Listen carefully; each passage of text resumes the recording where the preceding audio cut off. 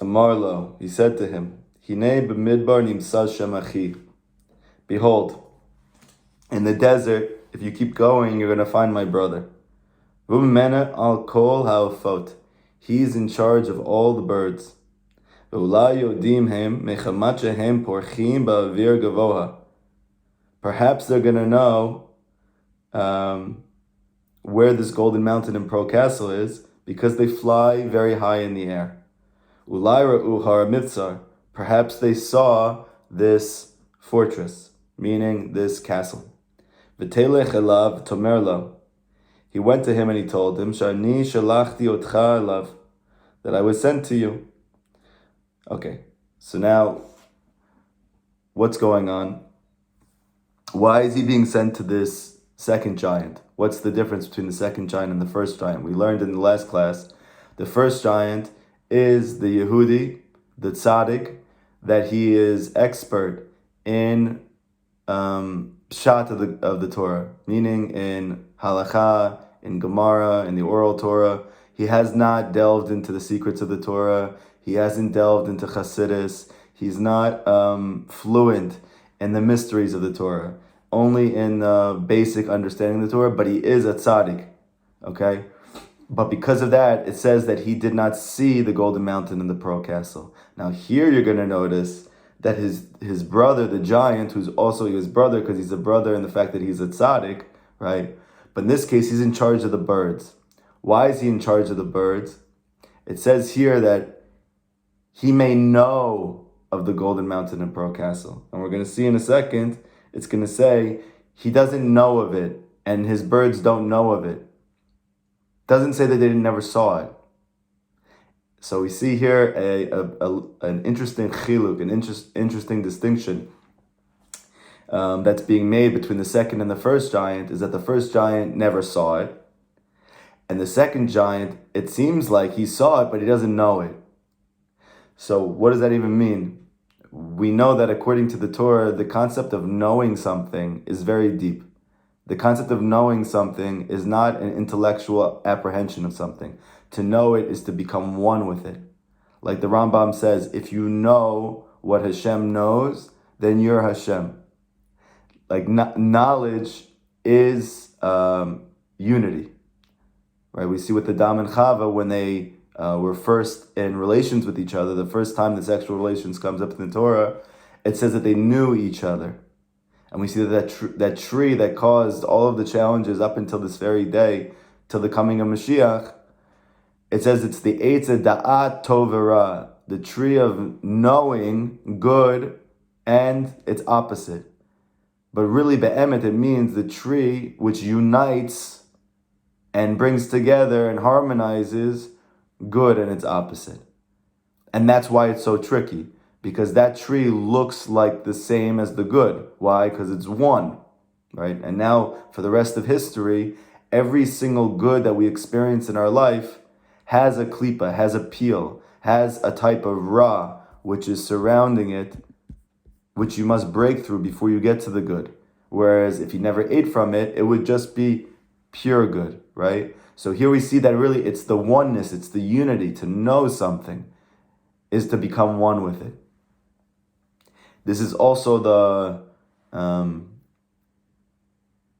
of Moshe Rabbeinu, or the tzaddik of the generation. He gets you to know Hashem.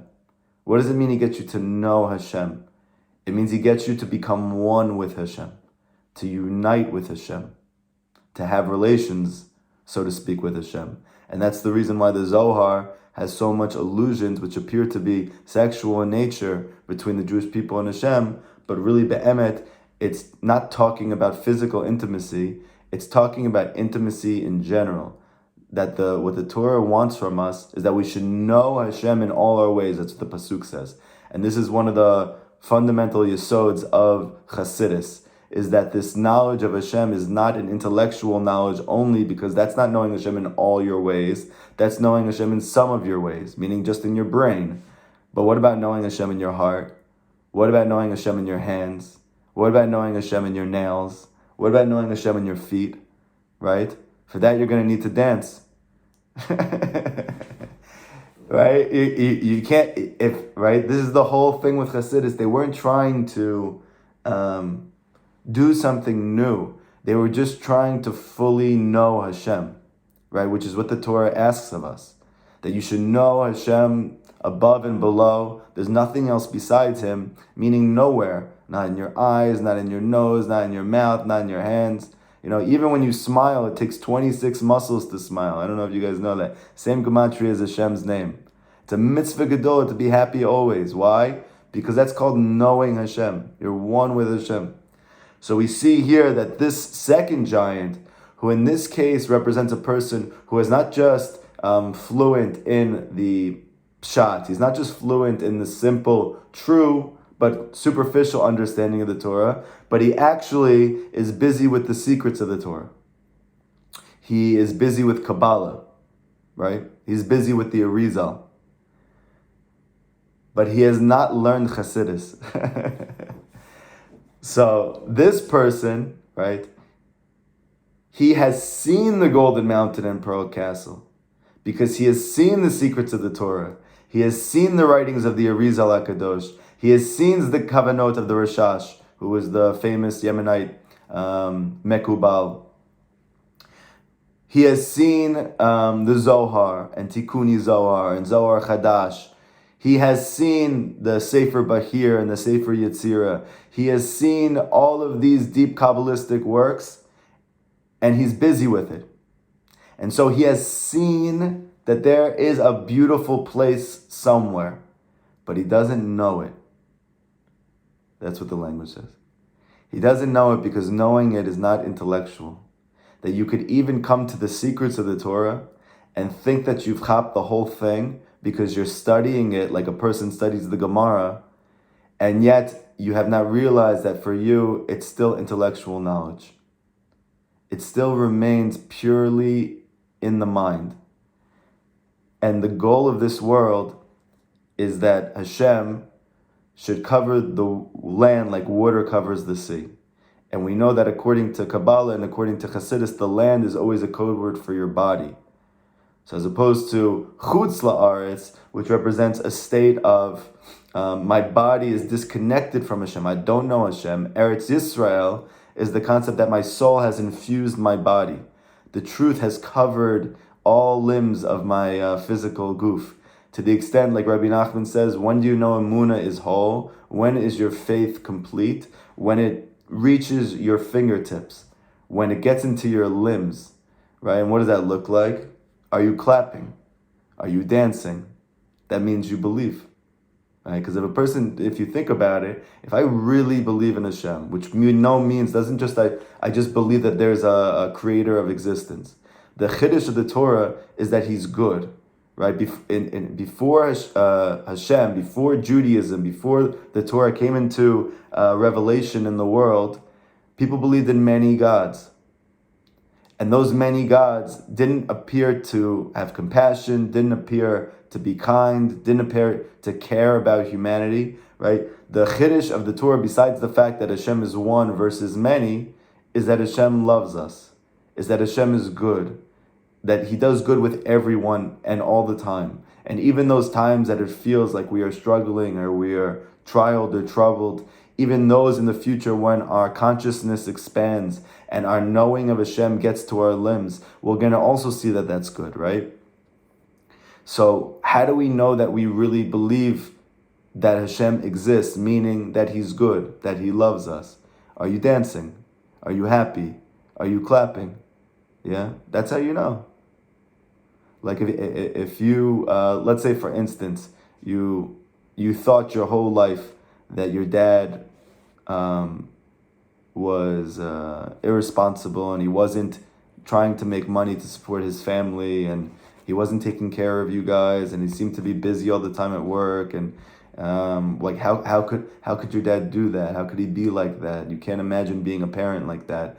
And then all of a sudden when you get older, you realize that he's actually, according to what he knew, that the greatest good that he can do for you is to save all of the money that he's making and give it to you when you grow up. And now you finally grow up and you actually see that he was working day and night so that you can inherit millions and millions of dollars. So that even though when you were a child, it seemed like you didn't have any, really, it was all just stacking up, stacking up, stacking up, to the point that when you needed it the most, you became not just wealthy, but you became, rich, right? Really mamish rich. So then you really get to see, wow, my dad's really good. He meant good, and it is good in retrospect. Like there's so many good qualities that came to me because I didn't have money growing up. I appreciate this now. It means something to me. It means something very deep to me. I never thought I'd have it, and now I have it. I didn't actually think that my dad cared, and now I realize he cared more than I even imagined, right? And the list goes on and on and on. So what does a person do when he inherits that type of wealth? He dances, he smiles, he claps, because he knows that his dad's good. Like when a person says, I know Shabbat, I just don't want to keep it. He doesn't know it. You can't know Shabbat and not want to keep it, because knowing it means you love it. Like that's literally what it means. Rashi says to know something means to love it. That's why it says that when a person is intimate with their partner, it's called knowing them, right? He loves them. And the Zohar says the whole reason we came into this world is that we should know Hashem. Meaning we should love Hashem. And we should know that He loves us. Okay? So here we see that the Kabbalists, while they appear to be at a much higher level, and it even seems, if you speak to them, like they've seen this golden mountain in Pearl Castle, because they have seen it, but they don't know it. Because like Rav Natan said when they asked him, can you help me? I started learning Rabbi Nachman's teachings. I want to know, what's this tzaddik emet? How do I know who is the tzaddik of the generation? Like, is there any prerequisites? Like when a person gets hired for a job, we know that he has to do this, this, and this. We know in the Rambam, in the laws of kings, we see what the Mashiach has to do to be considered the Mashiach in potential and actuality. Like, can I know certain things? Like, is his payot a certain length? Is his beard a certain size? Is his teachings making me feel a certain way? How do I know that this person's the tzaddik emet? So he said it's not so simple, because Rabbi Nachman said that if you knew who it was, and everyone knew who it was, you would lose free will, because everyone knows who Moshe is. So then really, there's no choice anymore. Because once you know who Moshe is, it means you're living with Moshe's teachings, and that means that you 100% you know God. And if you know Hashem, so you don't have free will anymore, right? And our whole purpose is to go back and forth and grow and develop, create vessels to be able to know Hashem more and more. We do that by not knowing who the tzaddik emet is, but having to choose Moshe over and over again on a daily basis to try to find him, right? And that's why Rabbi Nachman told his student Rav Natan, even when you think you found the tzaddik emet, you cannot stop praying to find the tzaddik emet, because it's a lifelong journey to find the true tzaddik. Because really, be'emet, we see in Ashrei, this parak of Tehillim that we say 3 times a day, it says that Hashem is the tzaddik of the world. So how long do we have to look for the tzaddik? How do we know who the tzaddik is? It's a lifelong search, right? It's a constant choosing of him. So Rav Natan said that there's no one specific way to know, right? He gives a mashal about Shabbat, that a person who is in a desert, he gets thrown into a desert, he doesn't know the time, he doesn't know what's going on, and the days are going by in the week, and he has no idea what day he's holding in. But that person, when Shabbat comes in, if he's sensitive to it, if he's been living with Shabbat for a while, but really he knows it, he can actually feel and experience this is Shabbos. And there's no way for him to explain it to another human being. There's no way for him to communicate the feelings and the depths of his heart that this is Shabbos. But anyone who knows Shabbos can feel Shabbos. It's something that's deeper than knowledge. There's no way to enunciate it. So he says the same thing too when you're with the tzaddik and you learn his teachings. What you feel, what you think of, what you experience in your mind, in your heart, in your eyes, in your ears, in your nose, in your mouth, in your limbs. You just kind of know, right? You experience Yeshuv Das, you have tranquility in mind, you feel things coming together, you feel there's hope, you feel there's joy, you feel like there's something to look forward to, you feel good about yourself, you feel excited to move forward, right? Those are all like signs of the Tzaddik Emet, but I can't tell you for sure who it is. You have to search for him on your own, right? But he says there is one prerequisite. He must be expert in the teachings of the Arizal and the Baal Shem Tov. This is what Rav Natan said. He said if he's not expert in both of them, he does not have the prerequisites. He cannot be the Tzaddik Emet. He could be a big Tzaddik, right? He could be someone worth venerating and revering at the highest of levels. He could be someone who has helped transform and help many people's lives. But for you to be this level of person that he's going to get you to know Hashem in your limbs, he needs to be expert in all the higher revelations of Torah, up into and including the Baal Shem Tov. So we see that this figure here, he is the master of the birds, and we know birds can fly. So we see that as opposed to the person who is learning in the beginning, only pshat, only the simple understanding the Torah. So when you learn that Torah, right, your spirituality feels heavy. You feel like I'm kind of just like this spiritual knowledge is allowing me, like a behemoth, to just kind of walk on the ground and keep going, right? But once I start learning the secrets of the Torah, I start learning the Zohar, and I start seeing, wow, like there's so much more going on. Just that thought, just that notion makes me feel like I'm flying, right? Just like the birds. So and benefit we're seeing here is that these birds, because they can fly, they can see a lot higher, they could see a lot wider, they could see a lot more.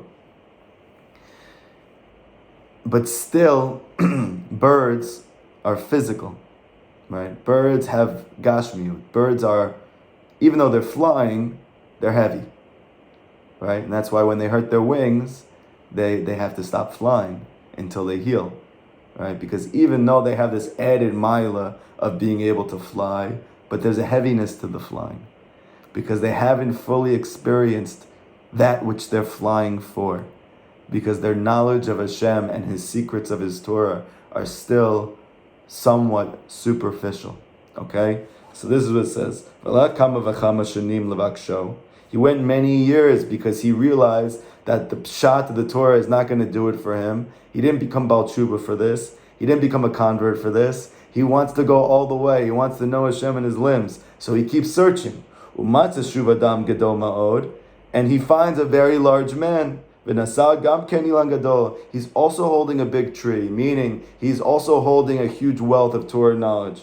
And he asks him, he tells him the whole story again. Like when we go from tzaddik to tzaddik to tzaddik, telling them the same story over and over again. I've been Baal Tshuva this long, I've been a ger this long, this is how I used to live my life, this is how I live my life now, this is where I'm holding at, this is what I'm struggling with, this is what I think, but I never heard this corroborated from any rabbis or any Torah or any tzaddikim or any stories, and I just want to know, am I in the right path?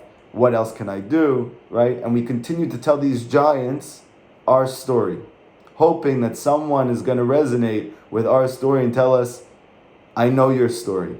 And the story ends really good. He said, my brother sent me to you.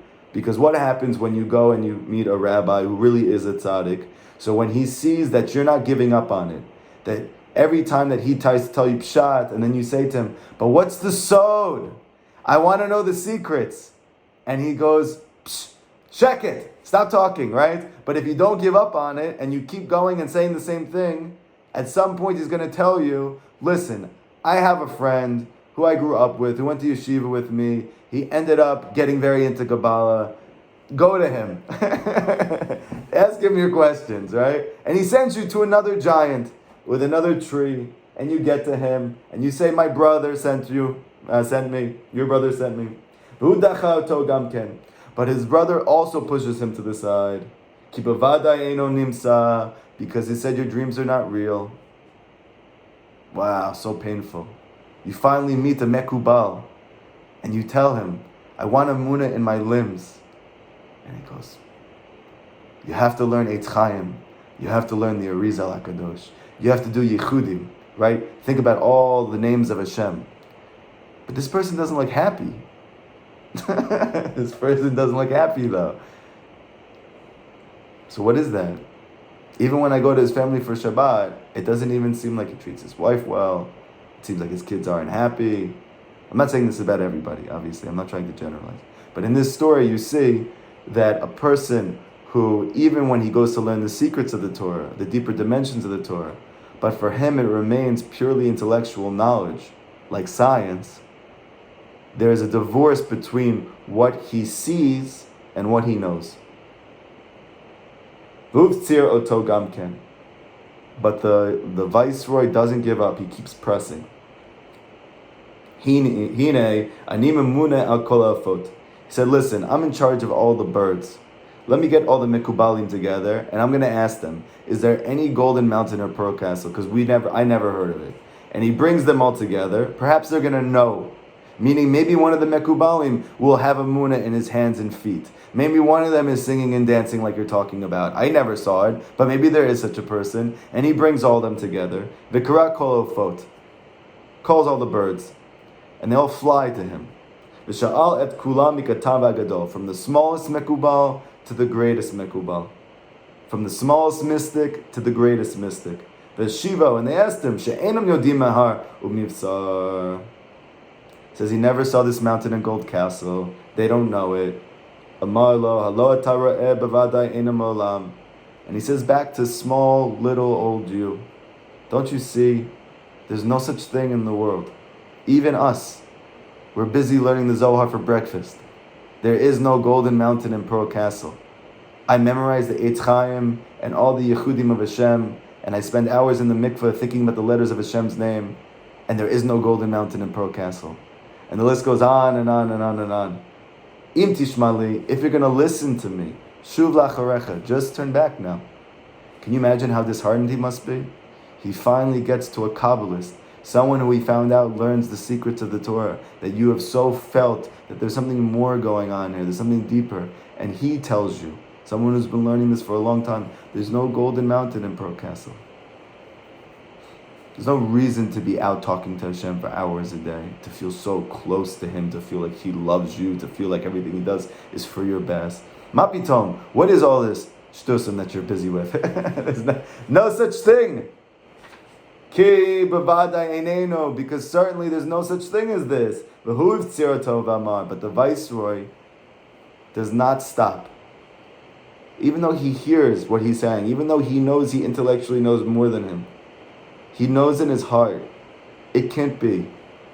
It can't be that there's no such a thing. It can't be that I've been searching my whole life for a superficial reality. And even when I get to the secrets of that reality, that it's a superficial reality. It can't be. Bavada yishno ba'olam. I know that it exists in the world. He said to him, listen, you're going to be so stubborn. I know this Hasidic Jew. I know this Chassid. He also learns the secrets of the Torah, but he learns this thing called Chassidus. There was this crazy guy 200 years ago who claimed that he spoke to Mashiach, and he had a new revelation of Torah, where he took all the secrets of the Torah, all of Kabbalah, and he turned it into a practical way of living that you can bring it down to you and your wife and your kids, and you can bring it down into your feet, into your hands, that every single day you can experience that Hashem is good and that He loves you in a palpable, felt way.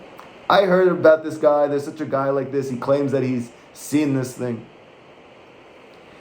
So maybe go to him, maybe he knows about it, right? And he's in charge of all the winds.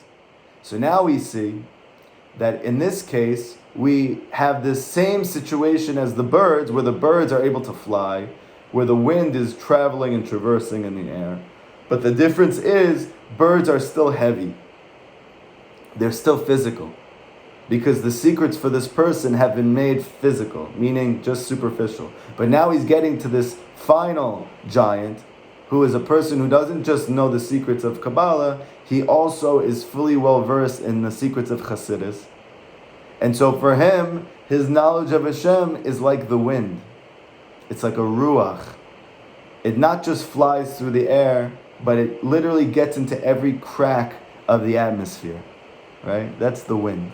It can get everywhere, and it can go anywhere.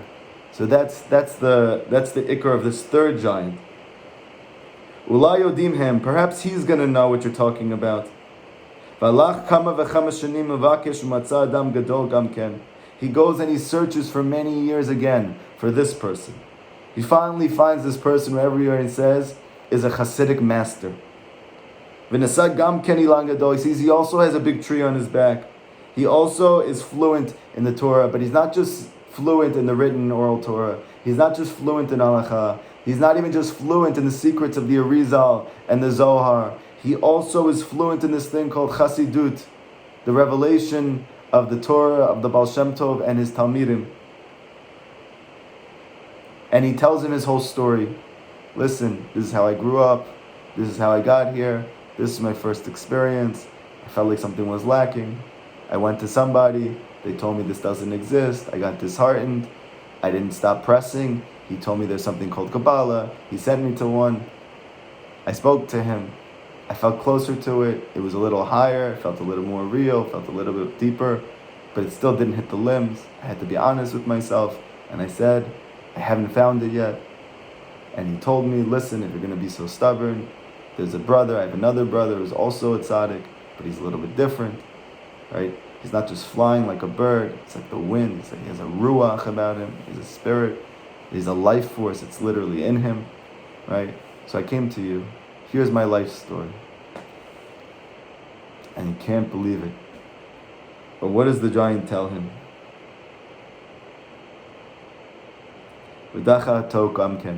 He pushes him aside also. And the viceroy says, no, I don't think you heard me. This is the story. This is what happened to me. Right? He can't believe that this person also doesn't have an answer for him. And he told him, I don't know this either, what you're talking about, this golden mountain in Pearl Castle. It seems like you're flying in the sky, like this is not something that's real. Let me gather together all the ruchot. Meaning, let me show you all the different teachings of the Hasidic masters, and let's see if we can find someone who knows the golden mountain in Pearl Castle. The Karatam, he calls to them, Uva'u kol haruchot, and he brings all them in. And he asks them, Shalak kulam, v'lo yada shum echad mehem mehar mivtza. Have you guys heard of a golden mountain in Pearl Castle? Do you know of it? V'amar lo. They said to him, Halo ata ro'eh hashtut tzipru lefanecha. They said no. And he said, don't you see how foolish this is? Don't be foolish. It's one thing to have dreams, but don't make up a fantasy. Turn back. This is not what you think it is. Yes, there's beauty. Yes, there's inner dimension to the Torah, but it's practical. It's not up in the sky. Where feet are on the ground. It's stable. It's calm. You don't have to get up really early in the morning. You don't have to go out to the fields and talk to Hashem for hours a day. It's too much. It's not normal to go and leave your family once a year to go to for Rosh Hashanah to a foreign country, a non-Jewish country, where horrible things have happened to Jewish people, and to spend time there by a person who passed away 200 years ago, celebrating this big celebration. It's too much. It's not real. It's not normal. Right? And nobody knows what he's talking about. And he starts to cry very much. Because if you can imagine this person who he has been searching, whether he knew it consciously when he was younger, or he only knew it consciously recently, but really, everyone is looking for something. Even in the secular world, everyone's looking to be happy. Really, what are they looking for? They're looking to know Hashem. Because Simcha is by Emunah. Simcha is by Das. Right? That is called joy. Like it said when the Jewish people received the Torah, that we all received 2 crowns. And the Chazal say 2 crowns of Simcha. For Na'aseh v'nishma. We will do and we're going to hear. And that all of those crowns were taken from us and given to Moshe. And they're only going to be returned to us in the times of Mashiach. Right? So really, what's everybody looking for? Joy. How come we can't find it? Because it's with Moshe. When Mashiach comes, we're all going to have it again. Until then, we have to go to Moshe, right? So everyone's looking for simcha. Everyone's looking for joy. Everyone's looking for Hashem, whether they know it or not. And once they get to the point that they realize it, they get to look back and they see all the hints that Hashem sent them in their life, that He was also looking for them, right?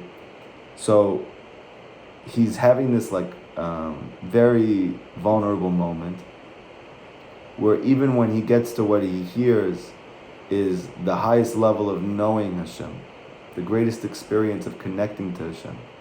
I'm not going to say different Hasidic groups, but you can fill in whatever you want. That I went to them, I learned the Hasidus there, I did the Farbrengens there, I did Shabbat there. It was beautiful. There was something amazing there. Like the families were so happy, and there was something more that I'm looking for. But I still feel like Rav Natan said, even after he was by Rav Levi Yitzchak of Berdichev, and it's Malava Malka, which is the happiest time of the week, and he should be just on top of the clouds. And his Rebbe tells him, "Can you go get us bagels so we can make the Seudah?" And he comes back and he just starts crying tremendously when he has to admit to himself, "I have not found what I'm looking for yet. Am I here for bagels? That's what I'm here for?" We won't do the story again. Anybody who wants to resonate deeply with anything, go look at the beginning of Through Fire and Water and look at Rav Natan after spending his whole life really searching to know Hashem, finally getting to who is considered the tzaddik of the generation from all perspectives, knowing the secrets of the Torah, being a Hasidic master, X, Y, and Z. And yet, he still had to admit that he didn't know Hashem. It didn't penetrate. Like there was some level that was, he didn't get what he's looking for. I still have an aching. There's something I'm looking for. I didn't find it yet. Okay? So it's crying hysterically, the Viceroy. Vamar, ani yodea sheyeshnam bevadai. He starts whispering under his breath, "I know it exists. I know it exists." He gathers his senses and he says, "I don't care. I don't care what you say. I don't care how many people tell me. I know there's a reality that I can experience and know that Hashem is good. I know there's a reality that I could be excited to wake up in the day. I know there's a reality that I can meditate and go talk to Hashem for hours, and it's not weird and it's not unusual. If He really exists, why wouldn't He listen to me? If He really exists, why wouldn't it be for Kedai for me to go talk to Him?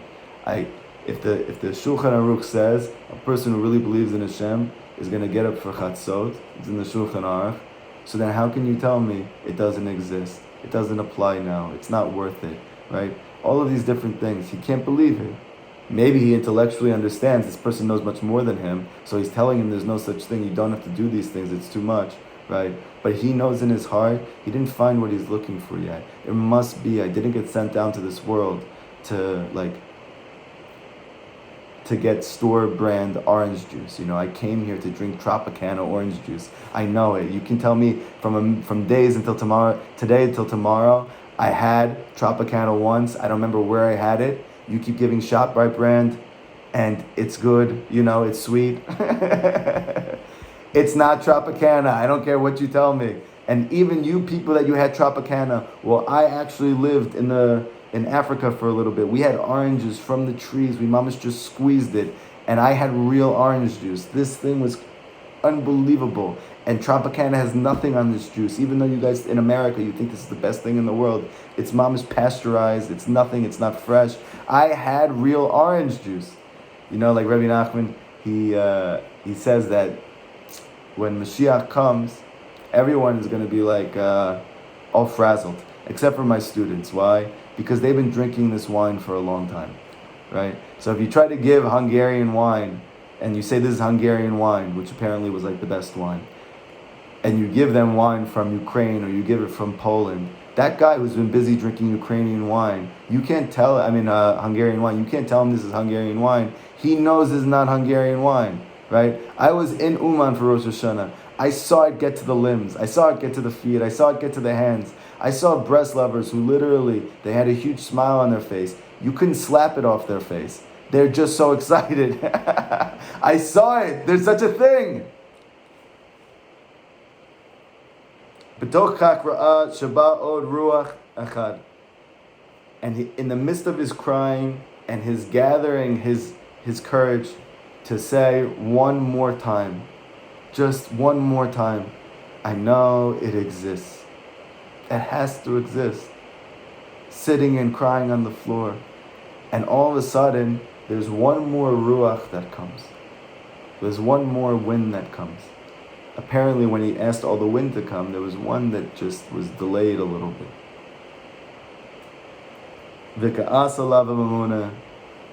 And this great tzaddik looks at that wind. He looks at this final Hasidic master. And he says to him, where were you? Madua nitacharta lavo? Didn't you know that I asked? Halo gazarti sheyavo kol haruchot, that all the ruchot should come to me? Lama lo bata mahem? Why didn't you come with all the other ones? Yeshiv lo, and he responded back to him. Shinit akavti mechamat shayiti tzarich leset bat malka el har shel zahav mitzar shel margoliot. I'm so sorry. I was withheld. I was backed up. I was delayed because I was actually bringing the daughter of the king to the Golden Mountain in Prokasa. And the viceroy was samach me'od. He was really happy. Can you imagine, after all of these years, all of these things that you went through in your life, the things with your parents, the things with your siblings, the things with your friends, to become Baal Tshuva, to become a ger, not even knowing exactly what you're getting yourself into, starting to live a life of Torah and of mitzvot, and now you're like living in an alien world, and you have nobody to talk to about it, and even the people that you do talk to about it, you still feel like something's missing, and like you don't even know how to say it, because what do I know? I don't know anything. I'm like, I'm fresh off the boat, I'm an immigrant, so then how am I going to come and tell a person who's a citizen, I think there's something more, is there something more? And to hear the harsh news that there is nothing more, but then you don't stop looking, and then you find there is something more, but then you see that something more is not it either. And you have to confront that reality. It's very painful. And then you have, Bezrat Hashem, if you don't stop searching, the zchut to find that there's someone that's closer to it. And you think, oh man, maybe this is it. And then even you have to admit that this isn't it. There's something more. And all of a sudden, someone comes to you with a big smile on their face. And you say, what are you so happy about? I have so many issues. I have financial issues. My kids are not healthy, chas v'chalila. I'm having trouble with the shalom bayit. And what about you? You're not a Jew? Where's your stuff? What are you smiling about? No, I have all the same issues. So why are you happy? What are you happy about? And he starts to say, Emunah, Emunah. Yeah? I know this is from Hashem. And I know He loves me. And I know somehow, some way, in ways that I can't fathom, all of this is for my best. How do you know that? Oh, I talk to Hashem once a day. Oh, I also talk to Hashem 3 times a day in my Amidah. In Shema Kolenu, I say, Hashem, thank you for everything. Please help me at Parnasa. So I didn't experience what you experienced. No, that's not what I meant. I mean, I go outside of the confines of civilization, and I go to a field or a forest, and I go to a place that nobody is and nobody's ever been. And I talk to Hashem like a best friend, from the bottom of my heart, for at least an hour. You do that? Yeah, every day. What do you talk to Him about? I mean, think about all the things you're telling me about, all these things you're struggling with. Did you ever talk to Hashem about it? I mean, I like briefly, stop, like when I'm driving my car and I'm looking for a parking spot. Hey, can you help me? Yeah. Oh, parking spot. Thank you. Oh, I don't need any help. But I never actually just poured my heart and started telling Hashem about everything that's going on in my life. He doesn't care. Oh, He does care. Yeah, He's actually waiting for you. In fact, when you come and talk to Him, the whole world stops for Him. He's just listening to you. In a sense, this guy, it sounds like he lost his mind. But then when he leaves, I can't get over that smile on his face. What was he so happy about? What was that Hippolyte thing? And all of a sudden, he gets the courage to make something up to his spouse. Hey, I gotta go to the grocery store. Just give me a few minutes, sorry, And then he goes out to a field and he puts his phone on silent and he sits there like, Hashem, I need help. Hashem, thank you for my wife. Thank you for my kids. Thank you that I'm alive. Thank you I can breathe. Thank you that I'm Jewish. And all of a sudden he starts to feel some weight lifting off of him. He starts to feel like Hashem has been there the whole time, almost waiting to hear from him. And that he was sleeping. So here we have this third giant that he says doesn't exist. And I could prove it to you by bringing all of the masters of Chassidus, that they have also seen the golden mountain in Procastle, but they don't know it. But then there's one more Ruach that comes, and he says, I'm so sorry. I was busy taking the lost princess to the golden mountain in Procastle. And now all of a sudden, his whole life is coming into focus. And he finally sees the culmination of all of his yearning, all of his searching, his never giving up, his falling down and getting back up over and over and over again. That all of his trials and tribulations of looking forward to something which everyone says is not there, or maybe I never even enunciated it, but I always felt that there must be a way. Like, how could it be that when I was secular, I was happy, and now I believe in Hashem, and I'm trying to do the mitzvot and learn the Torah, and I'm not even nearly as happy as I was before I did all of those things. So then why am I doing this, right? It's like it has to be that there's something more. There's a coming together of these worlds that I could be just as happy and just as silly as I was then, but I can also believe in God, right? I could be at work and work a normal job and support my family, but I could also be spiritually connected and inclined. There has to be a coming together of all of those things. And when he finally realizes that there is, and it came as a result of his going through everything that he went through, he was not just happy, he was very happy. Because there's a big difference between a person who doesn't search and he finds, and a person who searches and he finds. And in fact, the Gemara says that if a person says that they didn't toil and they found something, don't believe them. And if a person says that they didn't find it and they toiled, you also shouldn't believe him. But if he says, I toiled and I found, believe him. V'sha'al ha'mamun el ruach, and the giant said to this final ruach, Maya karsham, what's valuable in that land? Well, actually, let's just say, what is that ruach? It said in the beginning of creation, there was a ruach elokim marchefet al pnei hamayim. There was a spirit of God that was hovering over the waters. And then it said that the world was tohu vavohu, right? There was chaos, but there was this ruach of elokim that was hovering over the waters. Even though, yes, the world is dark, even though, yes, it's difficult, and it's challenging, it's chaotic, it makes me feel vulnerable, it makes me feel unsure of myself, but there's a ruach of elokim that's hovering over the water. Hashem created the refuah, the healing, before he gave the makkah, the challenge, the difficulty, the illness. And so what is it? It's a ruach, this special ruach, this special energy, this special life force, this incredible spirit. Moshe Rabbeinu, when Hashem told him that you're not going to bring the Jewish people into the land of Israel, and he said, okay, fine, but whoever does it, make sure he has ruach. It's explicit pasuk in the Torah. And he goes, okay, no problem. It's your student, Yoshua ben Nun. He's got ruach. What ruach did Yoshua have? Moshe's ruach. That ruach that's hovering over the water, says Chazal, is the ruach of Mashiach. And who's holding on to the ruach of Mashiach? The tzaddik emet, Moshe Rabbeinu. So what was he saying when he was saying, make sure whoever replaces me has ruach? It means he has my spirit in him. He mamish knows you. He knows you love us. He knows how to connect you to him, right? he needs to have ruach. Or like the Rashi says there, when it said that Yoshua had ruach, it means he knew how to speak to the heart of every Jew. That's ruach, right? It's like I have a good friend who is an unbelievable tzaddik who lives in Beit Shemesh, and he's well versed in all levels of the Torah, and he's a very, very genuine dear chassid of Rabbi Nachman.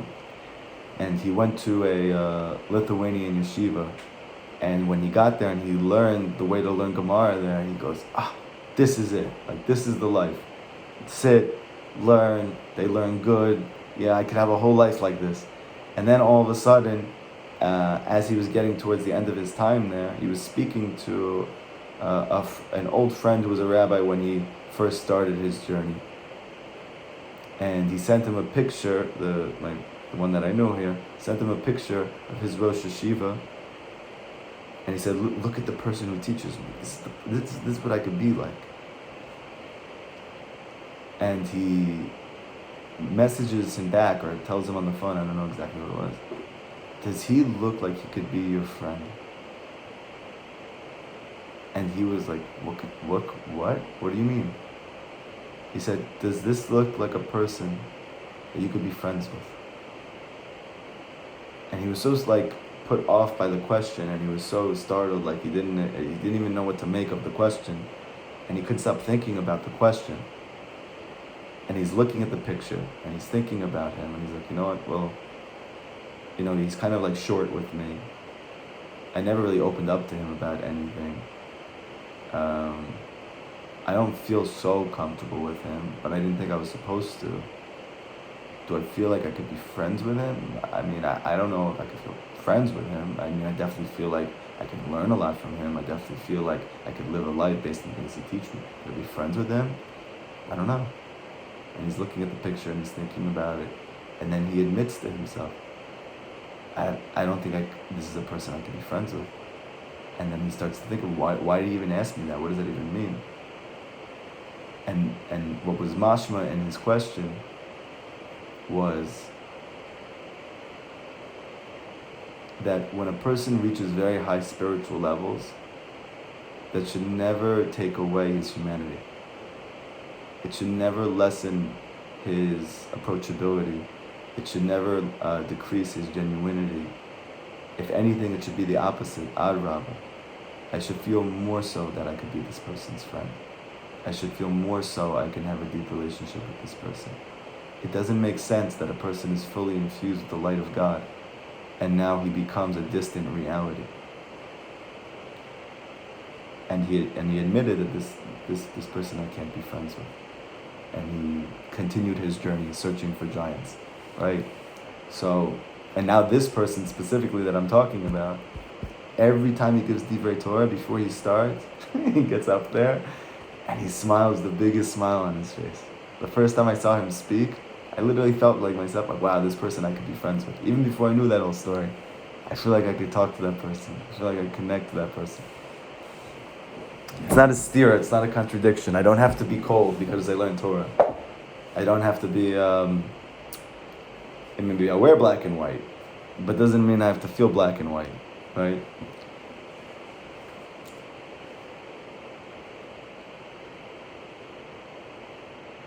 So what's the Ruach? Rabbi Nachman's students, when they first met him, they were so excited because for the first time in their life, they literally felt God. They felt excited. They felt happy. They felt hopeful. When they were praying, they weren't just praying and then going to work. They were mamish praying from the depths of their heart, screaming out to Hashem. And it was like so cathartic and so transformative for them that their learning, this Torah that they were learning was just, out of this world. It was something so deep. It made them realize that I haven't even started yet. And they were so excited about what's to come. And all of a sudden they all go back home to their respective families, to their respective communities, and they're trying to bring it home. And they're dancing, and they're singing, and they're praying with a lot of fervor, and everybody goes, "Sheket, what are you doing? Quiet, why are you praying so intensely? It's not normal, right?" And all of a sudden, they're getting a lot of resistance from everybody who's around them. And they all came back to Rabbi Nachman. I think it was around Hanukkah time, actually. And because that was one of the 3 times that he had his students come to Shabbat Hanukkah. So they opened their hearts to him, like about how much flack they're getting for doing these things, like Hibodadut, for getting up early in the morning and praying with so much fervor, and for screaming when they pray and clapping when they pray and singing, right? And Rabbi Nachman told them, when people ask you what you found in Breslov, tell them Ruach. You found spirit. Ruach. I heard from Reb Mansour when I was in Queens that he was by, who actually my rabbi beforehand, Alav Shalom, Reb Walken, he was alluding to the fact that this person is actually the biggest Talmid Chacham in the whole world. And this was coming from a Lithuanian giant. And that's Rav Yaakov Meir Shechter. He lives in Yerushalayim, he lives in Mesharim, and he's a Breslover Chassid. And Rav Mansour said I was by him for Purim one year while I was in yeshiva. And he was drunk like crazy, because it was a mitzvah. And all of the Hasidim were gathered around him. All the people were like from all corners of the world were to be by Rav Shechter for Purim. And he's giving a drasha there in front of everybody. And he said that he was like in another world. And he's telling them, what's the most powerful thing in the world? What is the only thing in the world that nothing can stop? It breaks every barrier. It cuts down every tree. It throws everything into a loop. There's nothing that can stop or slow down this thing. Ruach. Ruach. Like a tornado, like a wind, right?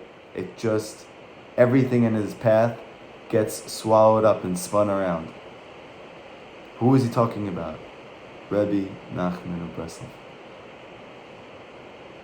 When they ask you what you found in Breslov, tell them you found Ruach. What did the Viceroy find at the end of his whole journey? He found a master of Ruchot, these people who are holding on to some type of Ruach, but they didn't know the Golden Mountain in Prokasa. But finally there's a Ruach, a Mashiach that's hovering over the water. And he comes in and he says, oh, I'm so sorry that I was delayed. I know it took you a long time to find me, but it's only because I was bringing the Shekhinah to the place where you're going to find her. Like Rabbi Nachman told his students before he passed away, I don't know why you guys are so upset. I'm going before you. Something very deep going on here. He's doing something so that you can find her. I'm going first. I'm bringing the Shekhinah to the Golden Mountain in Prokasa, so that when you get there, she's really there. And I'm so sorry it took me so long to show myself to you. But I'm here. And if they ask you what you found in Breslov, tell them, Ruach. I found life. I found breath. I found life force. Right? I found something that can lift me up and carry me to the place that I've always been looking for. And I'm very happy now. Samach me'od. V'amar lo shekod v'rim hem sham bi'aker gadol. And this giant says to the Ruach, oh my gosh, there's a golden mountain in Pearl Castle. What's valuable there? V'amar mamun al ruchot sheni al malchut. And he told him everything. Everything's valuable there. V'amar mamun al ruchot. He says to him, B'asher shezeh zaman gadol kol kach shata mavaksha v'chama yagiu et sheyu lecha v'ulai yeh lecha ata menuyeh mechamat mamon. The master of the Ruchot says to this Ruach that came in late, can you bring this viceroy to the Golden Mountain in Pearl Castle? And he said, sure. And he goes, okay, well, since you've been traveling this entire time, the giant said, I don't want you to get there and then you get turned back or you come back empty-handed. So just take this money in case you need to use it to get into the Golden Mountain in Procastle. So he takes the money. He says, okay, I'm giving you a vessel. Take the money in this vessel, this purse, like they translate it. In case they ask you for money, you can give it to them, they can get in. And he said to the Ruach, take him there now. And this Ruach Sarah, this storm wind, brought him there. Brought him to a gate. And it was standing there these soldiers. And they entered there to the city. Brought him into the city. He took out his purse, his money bag, and he took out money, and he bribed them. And he entered into the city. And he saw it was such a beautiful city. And he went to a wealthy man there. And the wealthy man sustained him with food, with mizonot, with cookies and cakes. Because he needed to wait there in that city. Because he needed to develop and to live with and to manifest serious intellect and wisdom to take her out of there. And Rabbi Nachman, actually we're going to get there in a second, okay? So what's happening here? It says now the Ruach Sarah, so it's very interesting.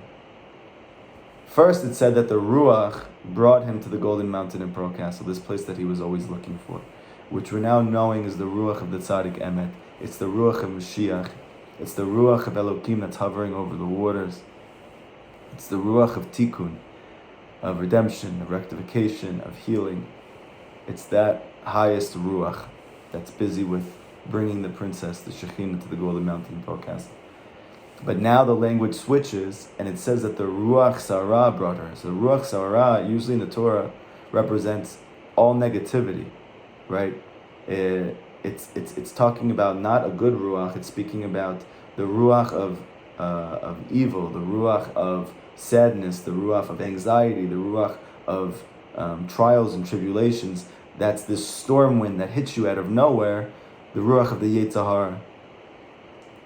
And what was through your lifetime the source of all of your challenges, the source of all of your pain, the source of all your difficulties, and never more so than when you've committed yourself to actually finding and living with the truth. But now all of a sudden that exact Ruach is carrying you to the Shekhinah. Just like we said in prior class, that this Golden Mountain in Procastle is not different than that steel fortress that had caused you all of that suffering, the place of no good. But it's that place itself which is transformed and is now the mountain and the castle in which you find God in. And so too here, this Esav in your life, which has been causing your Yaakov within you to feel and suffer and sleep so much in your lifetime. But now at this point, once you find the Ruach of the Tzaddik, now that Ruach Sarah, that storm wind of the trials and tribulations of your life, it actually catapults you to finally finding Hashem in the end. Just like we saw with in the beginning of creation, when Hashem made the Yetzer Hara, and on the sixth day it says Tov Me'od. Why is it Tov Me'od? So the Midrash says, because it's speaking about the Yetzer Hara and how it's really good. Hashem created the Yetzer Hara. It's not just Tov, it's Tov Me'od. Why is it so good? And we see as well with Yaakov Avinu that he's struggling. He's the archetypal Jew. He's struggling with the forces of negativity. He's struggling with the difficulties and challenges of his life from the womb till the end. And yet, at the end of all of it, we learned that they have this all-out brawl. And that Ruach Sarah, which Rabbi Nachman refers to as Esav in the 8th Torah of Likutei Moharan, the Ruach of the Esav, the Rasha, he gives me a new name. He says you're not the heel of existence anymore. You're not spiritually insensitive anymore. Because you fought with me your whole life and you never gave up, now you're Yisrael. Now you're the head of existence. Now you get to experience Hashem in your limbs, through Esav himself. This illusion is hinted to because the gematria of Esav is 376. And the gematria of Shalom, which is the archetypal name of Hashem, Shalom Aleichem. Why do we say Shalom Aleichem? Because we're saying Hashem should be on you. Right? That's Hashem's name is peace. What's the gematria of Shalom? 376. Same as Esav. Rabbi Nachman says in Likutei Moharan that peace is always preceded by bitterness. Shalom is always preceded by Esav. If you want peace, you're going to have to go through the storm wind. But at the end of the day, the paradox is that through the teachings and the advice of Rabbi Nachman, the trials and tribulations of your life, the Ruach Sarah actually becomes the source of elevation for you. It becomes the place that you're catapulted to Hashem. It's through the suffering itself. It's through the trials and tribulations itself.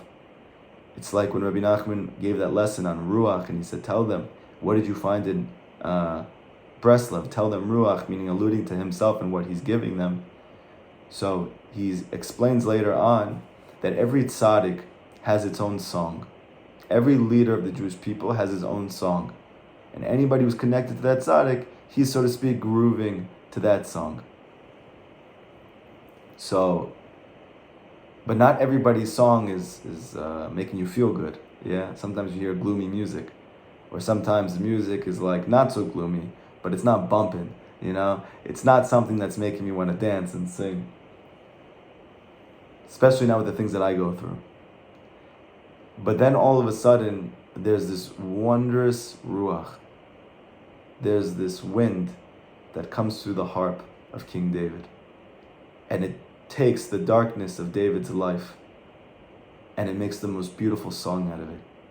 To the extent that now King David is getting up at midnight and thanking Hashem for everything in his life. So I don't understand. David is running for his life. His kid wants to kill him. The people who he's fighting for every day, they want to usurp him. They want a mutiny. Everyone thinks he's a balavera, even though all he's trying to do is what Hashem wants. His wife makes a joke of him and then mocks his new affinity for Breslov Chassidus. Right? The whole. He's going through the whole shebang.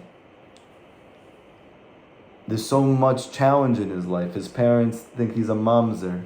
He's ostracized by his brothers and sisters. And the list goes on and on and on and on. And yet you see Tehillim. What does Tehillim mean? I'm thanking Hashem. What are you thanking Hashem for? You have nothing to thank Hashem for. Your life is brutal. Who would sign up for King David's life? Okay, so you became the king. But at what expense? Every single moment of his life, it seemed like it was crazy. No peace whatsoever. He's constantly on the run. He has to pretend like he's crazy at some point because that's the only way he feels like he could live a functional life. And yet, he's happy. How's he happy? Because there's a ruach. There's a ruach that's running through his harp at nighttime. And those notes of our life, those difficult experiences, those trying circumstances, they're just notes. And if you get a beautiful ruach, if you get the right wind, and that blows through those notes, it can make it into the most beautiful song. The most beautiful song. It's not about the notes. It's about ruach. Do you have ruach?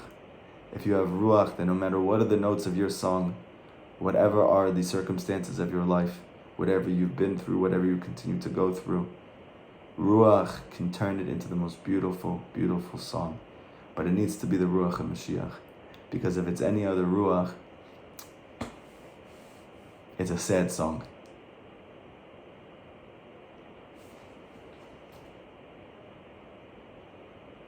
But now all of a sudden this storm wind actually brings him to the Golden Mountain in Pearl Castle.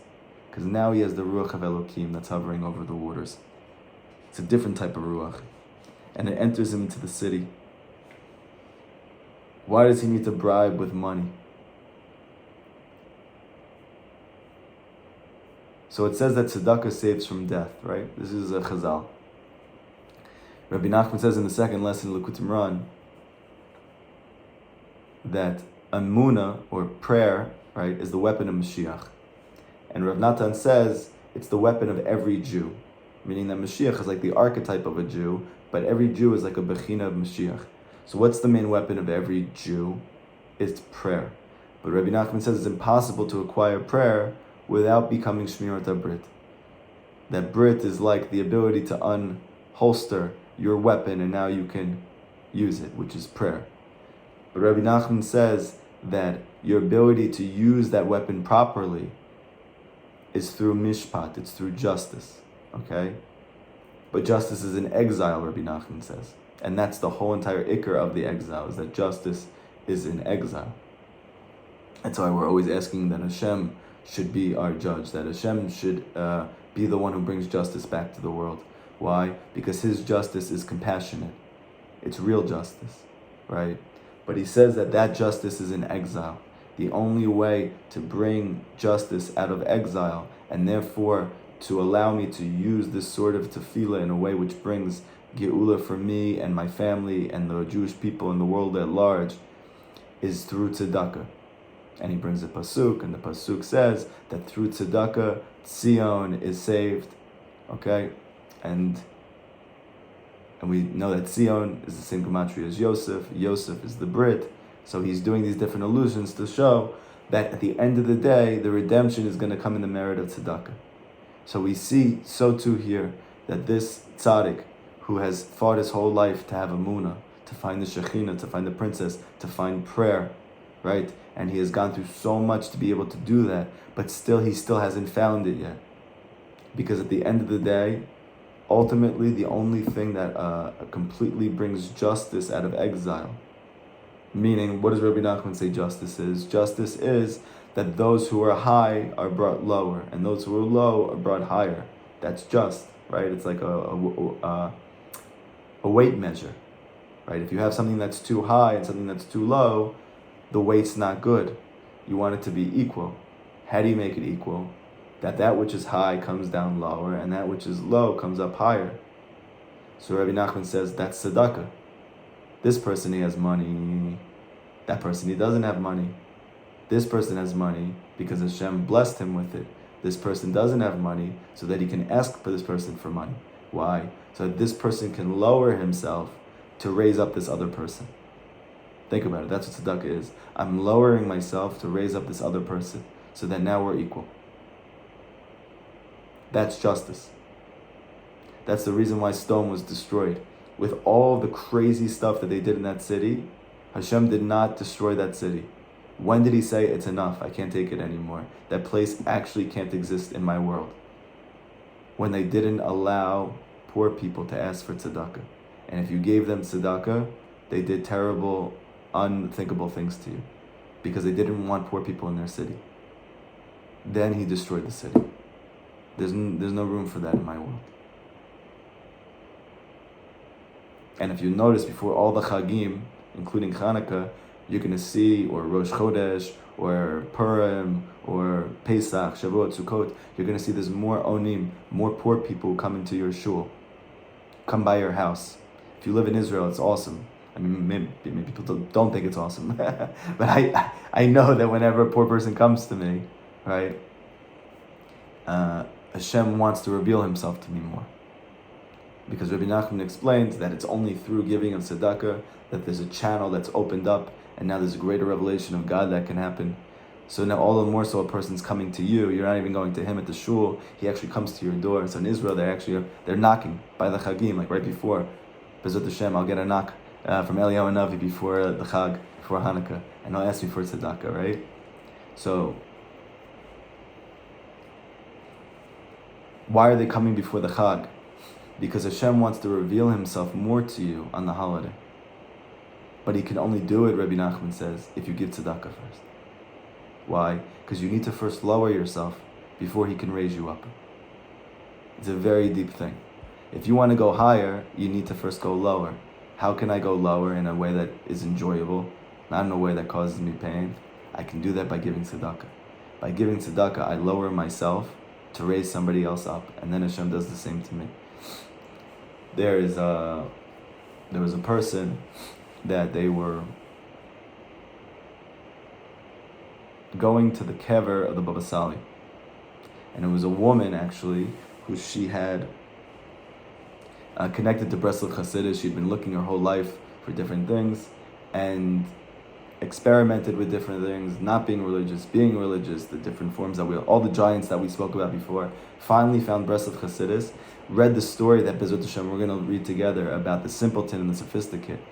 And she had this epiphany, which was very sobering for her, is that she's the sophisticate in the story. And by the way, everyone has had that experience. We see that he appears to be like in this story, he appears to be not the villain, but like the antagonist of the story. He is like the source of angst in the story. He's not the source of joy in the story. He's not like the goal in the story. But anyone who reads that story who grew up in Western civilization in 2000 and whatever, is going to realize like, wow, I'm not sophisticated in that story. And maybe that's why I don't feel close to Hashem. And so she made a decision, I'm going to be simple from now on. That's it. I want Hashem. I'm not going to be sophisticated anymore. And she came up with a whole game plan of ways that she can simplify. I'm going to do this, and I'm going to do this, and I'm going to do this, and I'm going to do this. And then she actually went to go visit the Baba Sali's kever for the first time. And while she was at the Baba Sali's kever, she was praying and praying and praying that she should be simple. Because she's learning from Rabbi Nachman that this is the key to actually experiencing Hashem. And she said that she actually had a dream, and the Baba Sali came to her in a dream. And the Baba Sali told her, stop being so sophisticated and trying to be simple. It's not complicated. She said afterwards, she took from it that she realized that even her trying to be simple was sophisticated. Her game plan for being simple was a sophisticated effort to be simple. So he was saying that when Rabbi Nachman, he told her in the dream, when Rabbi Nachman said that it's good to have tamimut, it's good to be simple, that's the key to being close to Hashem, he didn't mean that you should actively, sophisticatedly try to achieve simplicity. He meant just be simple. Stop trying to be simple. Just do it. Okay? This is what the Baba Sali told her in a dream. Also in the dream, it was a very scary dream. Apparently, it looked like there was some type of like Armageddon-like thing happening. And all these buildings were collapsing and things were being destroyed. And she was by the kever of the Baba Sali with her family.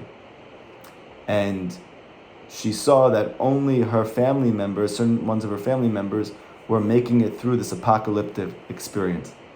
And he saw that throughout the dream, they had tzedakah boxes and they just kept popping in tzedakah, popping in tzedakah, popping in tzedakah, popping in tzedakah. And after the whole dream was over, they were the only ones who lived. Okay? So she woke up from the dream and she was really startled.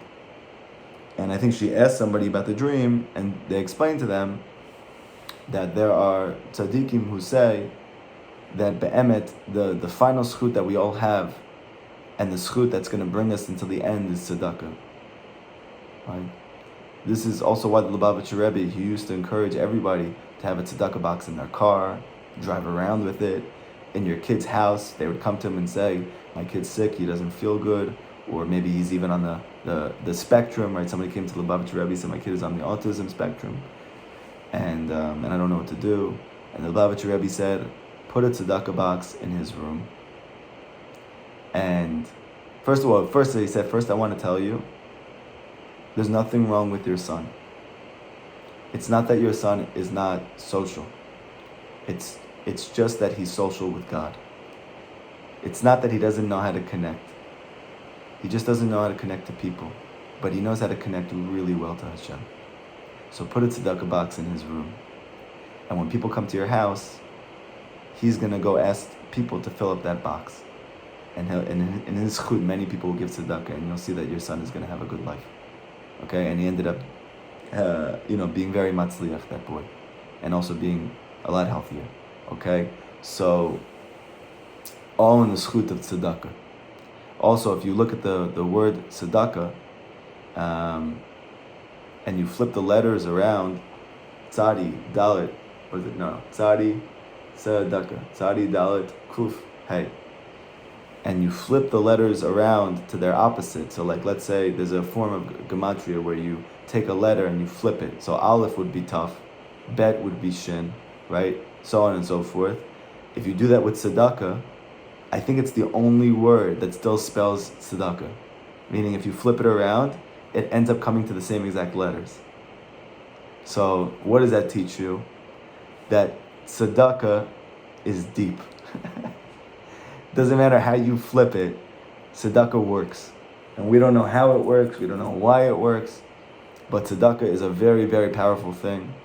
And in the end of days, Rabbi Nachman says, it's what brings the Geula itself. And so here, he has done everything, but he still is not able to get into that city. But he brings with him tzedakah, he brings with him money. And in the end, he gives it, and through this, he's able to get in. And he sees this gavir, he sees this wealthy man there, and he feeds him. So who's the wealthy man? So it says in Pirkei Avot that who's a person who's wealthy? Only a person who's happy with what they have. That person is wealthy. So who is this person? It seems like he's this great tzaddik. The one who brought him on the ruach and brought him there, he is now feeding him, meaning he's teaching him how to take her out of that golden mountain in Pearl Castle. But he's going to need tremendous wisdom to bring her out. We're going to see later on in these stories in the future what type of wisdom that is that the viceroy is going to need to take the princess out of exile. It's not clear here what that is. And the commentaries explain that the reason why Rabbi Nachman doesn't mention it, doesn't say what was the wisdom that he needed and what did he do in order to take her out, is because if he would tell you that, then you would know how Mashiach comes and how he brings Geula. So first of all, there's a couple of things that we should realize from this. One is, Rabbi Nachman knew how the Geula was going to happen. Okay? So that should give us tremendous comfort to know that this tzaddik that we're learning from, was at such a high level, he achieved so much in his life, Hashem revealed to him so much, that he actually knew and had to refrain, like Yaakov Avinu, from how Geula would take place. He just hinted to it. But he says here, Ve'ech shahotzi lo siper. He didn't say how he took her out. Uvasov hotzia, but in the end, he took her out.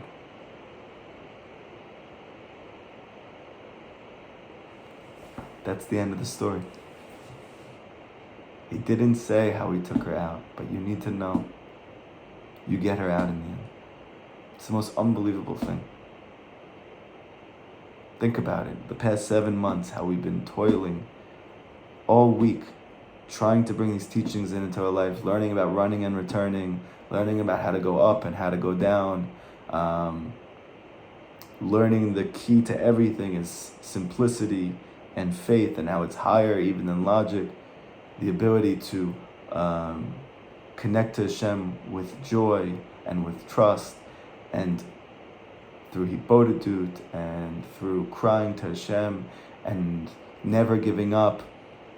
There's no such thing as hopelessness, right? All these different inyanim that we have not just discussed superficially, but have really delved deeply into.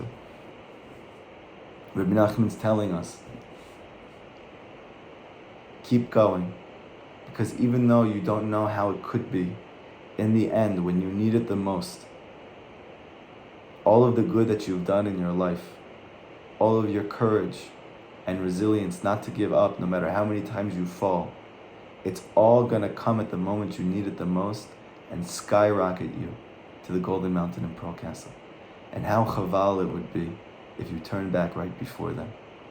Don't give up. Rabbi Nachman says in the 40th lesson in Tinyana, every tzaddik who ever lived went through this. The only difference between them and others is they did not give up. Don't give up. And I'm not saying because it's easy. It's so hard, you know?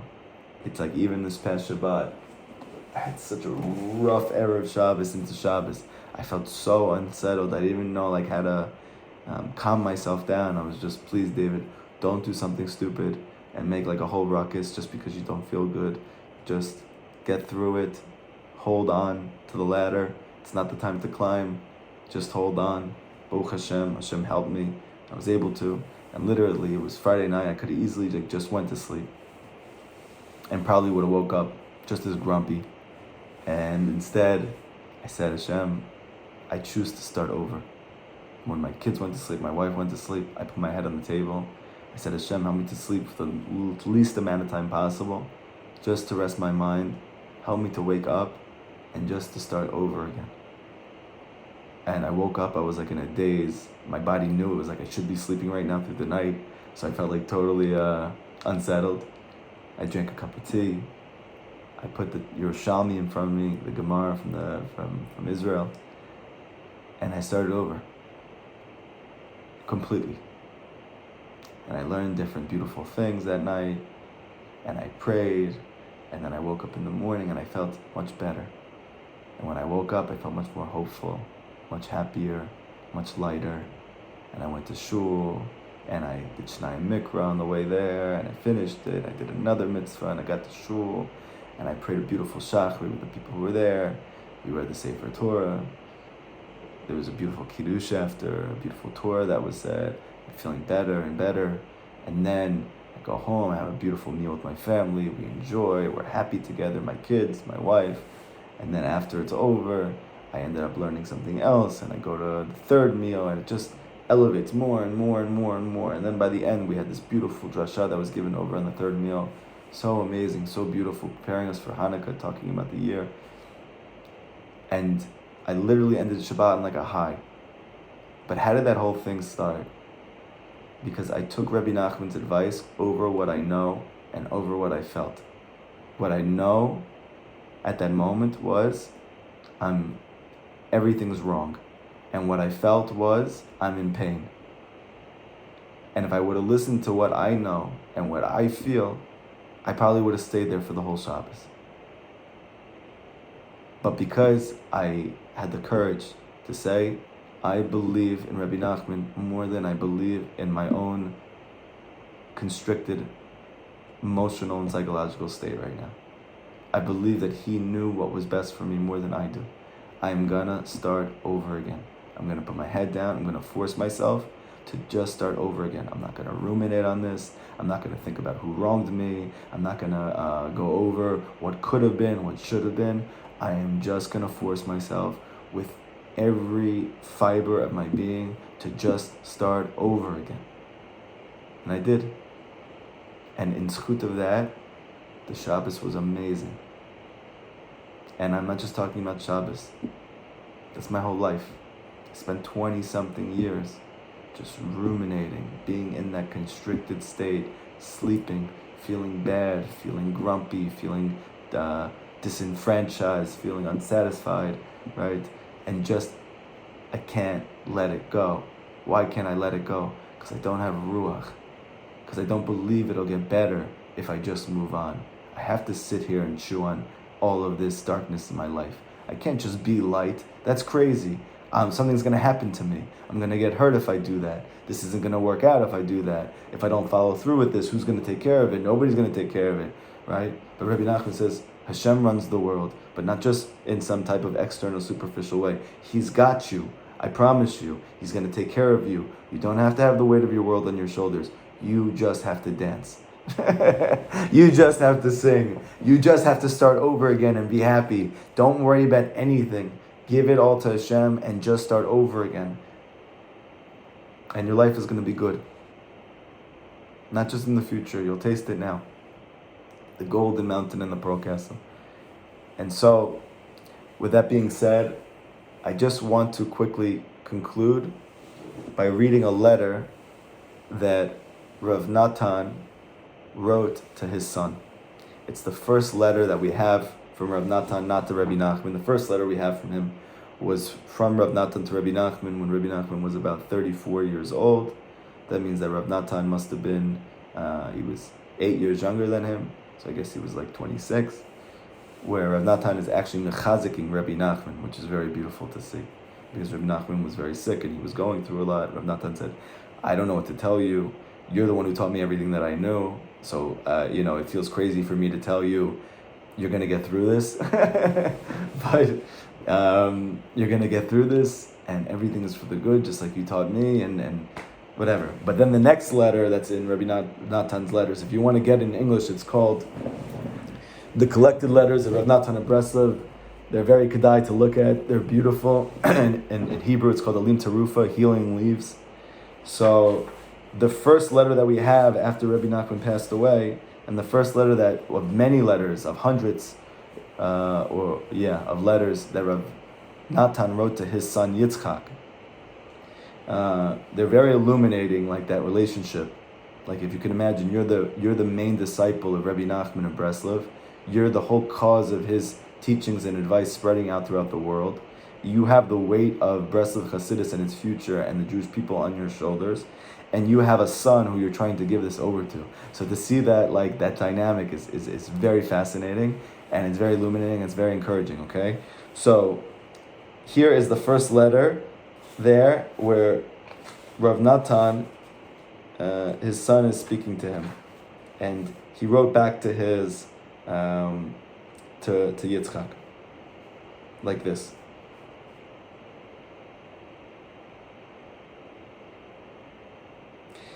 I'm very happy to receive the commentary you wrote on the story of the lost princess. So it seems like Rav Natan's son Yitzchak really took to heart what his father gave over to him, to the extent that on his own he decided not just to learn Rabbi Nachman's stories, but he took the first story, the one that we just concluded, and he decided to write a perush to it, his kid. Can you imagine the nachat? He wrote a commentary on the lost princess. He said, I was very happy to see the commentary you wrote on the story. I'm delighted someone has taken it upon himself to write such a commentary on these stories.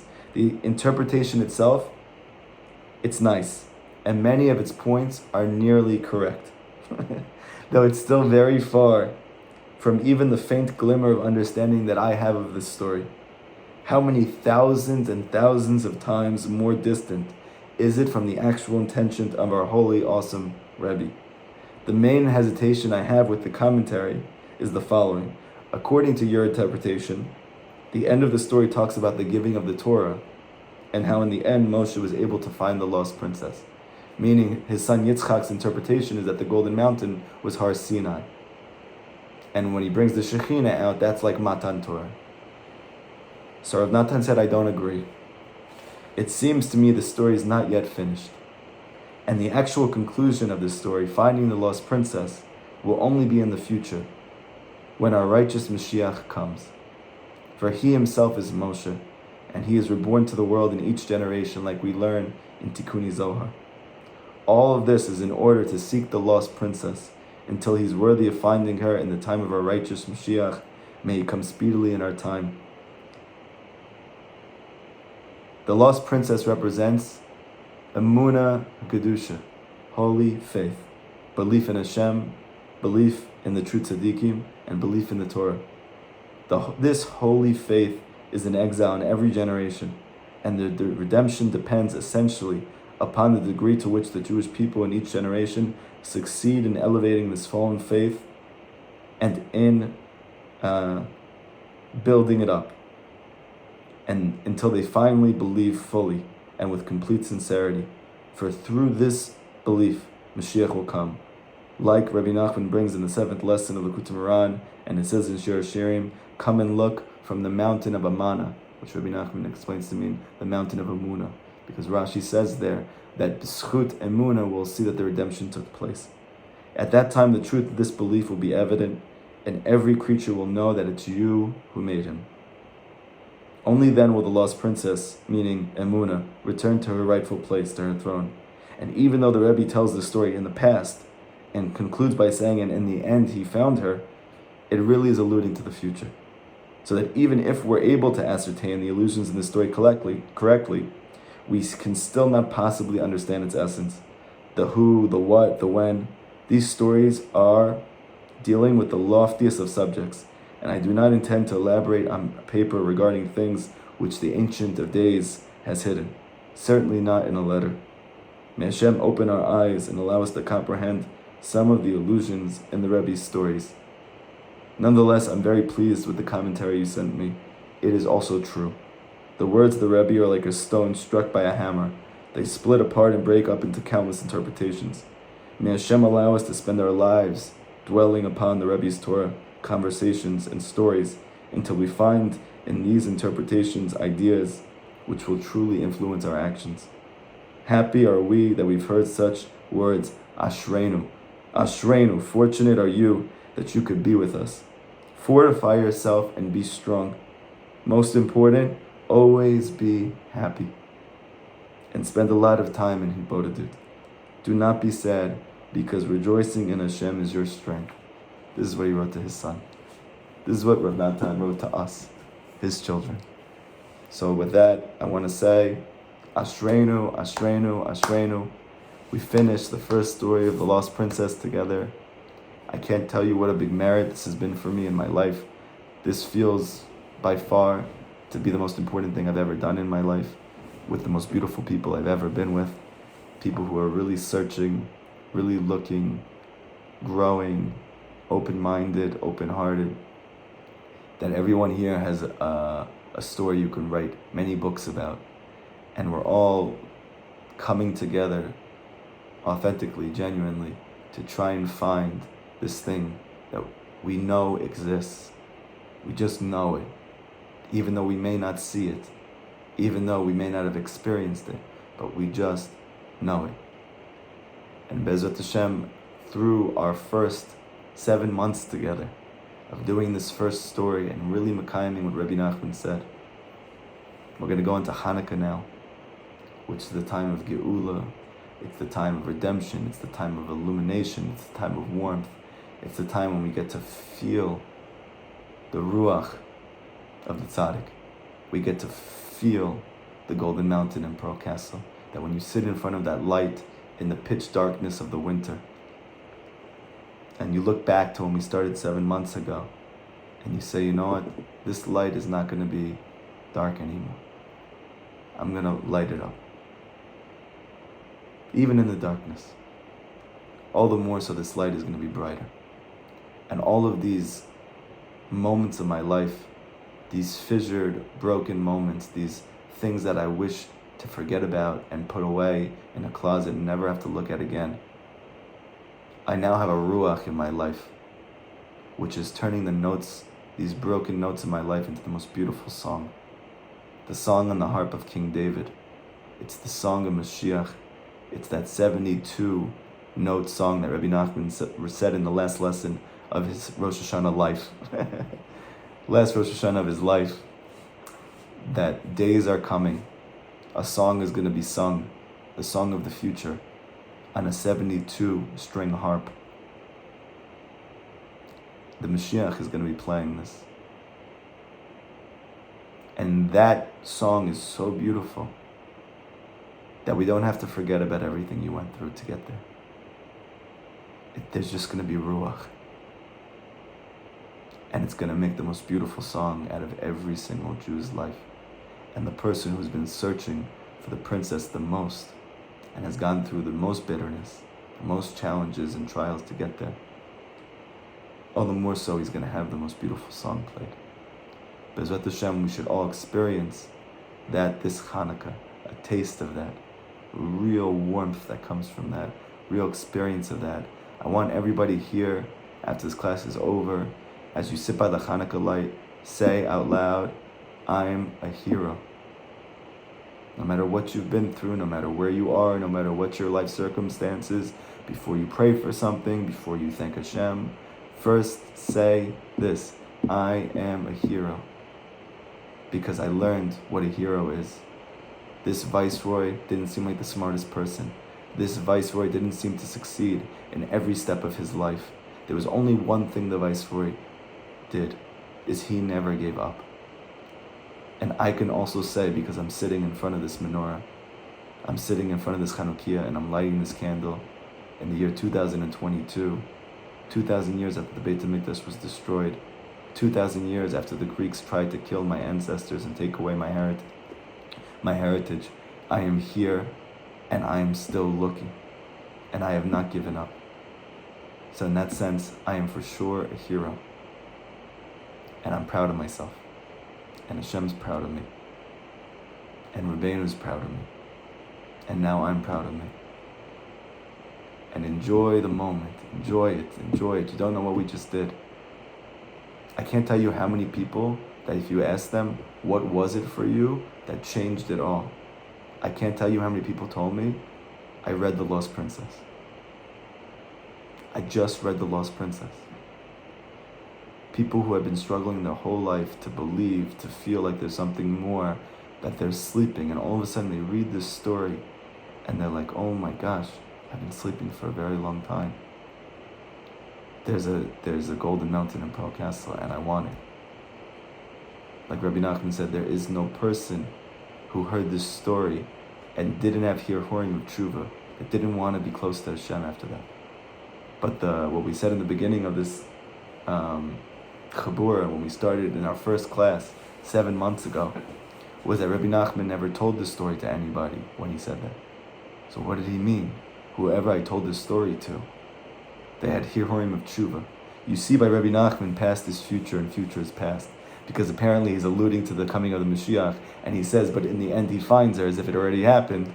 So you see by Rabbi Nachman, it's not a stretch to say that anybody who will ever read this story in the future, they will have Hirhurim of Tshuva. For him it was like the past, it already happened. Okay?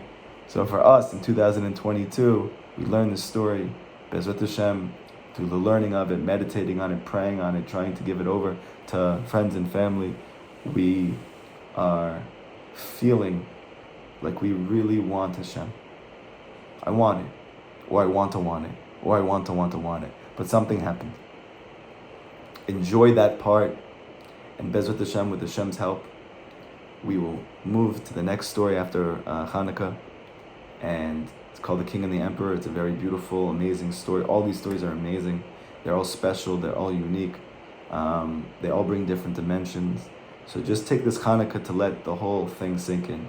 Go back to the beginning of the story. Maybe just read the whole thing through over Hanukkah simply, without any perush, any commentary.